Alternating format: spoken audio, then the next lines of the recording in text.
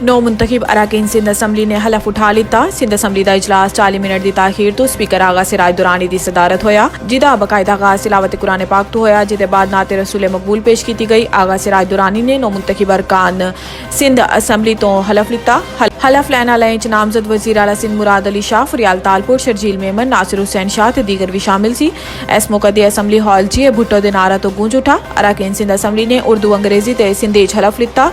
Sindh assembly ने 168 अरकान चो 114 का ताल्लुक पीपल्स पार्टी तो है, जबकि 36 अरकान का ताल्लुक MQM पाकिस्तान तो है। ताहम अज 148 अरकान ने हलफ लिता तो मजमूई तौर पर 13 अरकान हलफ बरदारी की तकरीब शरीक न होए। दूसरी जानिब GTA जमात इस्लामी ते तहरीक इंसाफ ते मुश्तमिल अपोजिशन इत्तेहाद ने सिंध असैम्बली के बाहर एहतजाज का ऐलान कर रखा है, जबकि नुक्स अमन ते सिक्योरिटी खदशात के पेश नज़र महकमा दाखिला सिंध ने कराची तो एक माह लई दफा 144 नाफिज कर दी।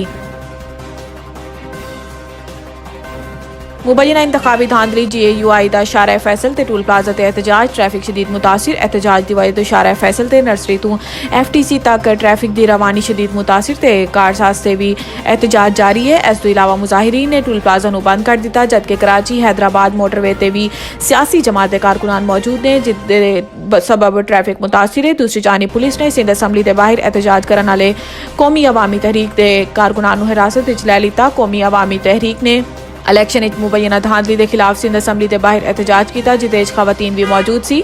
इंतजामिया ने सिंध असैम्बली नौ मुंतखब अरकान की तकरीब हलफ बरदारी के बायस सिक्योरिटी इंतजाम सख्त कर रखे ने ते इलाके दफा 144 नाफिज है, जिदे बायस दफा 144 की हदूद किसी एहतजाज की इजाजत नहीं। पुलिस ने एहतजाज करने वाले कारकुनान मुंतशिर करने लई लाठी चार्ज भी किया ते कौमी अवामी तहरीक के 10 कारकुनान हिरासत लै लिता, जिदे खवातीन कारकुनान भी शामिल ने।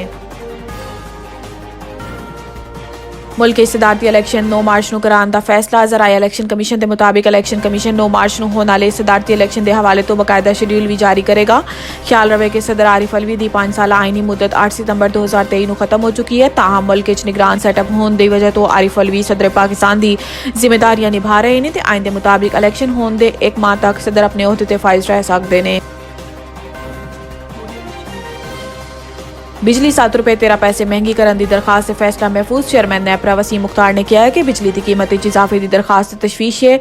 असी भी अपने जमीर का सामना करना है। अथॉरिटी नू रबड़ स्टैंप ना समझा जाए। इसने सार्फिन का तहफुज करना है। सार्फिन की शिकायत मुतल्लिक ऐप रवामा लॉन्च की जाएगी। CPP हुकाम ने दसिया है कि जनवरी का फ्यूल प्राइस 7 रुपये 13 पैसे बनता है। एंड DC हुकाम ने किया है कि मुल्क बिजली की पैदावार रवान सीजन मजमूई तौर पर कम रही। मैंबर नेपरा ने किया है कि साउथ नॉर्थ सिस्टम के बायस तकरीबन 50% 26 अरब रुपए FCA सार्फिन ते पेगा। डिपार्टमेंट्स के दरमियान मसले सार्फिन बोझ की सूरत अदा कर रहे हैं। अथॉरिटी ने किया है कि जून 2023 जिन्हें सार्फिन की कैटेगरी 30 दिन जायद बिलिंग की वजह तो प्रोटेक्टेड तो नॉन प्रोटेक्टेड तब्दील हुई है, इन्हू ठीक करिए।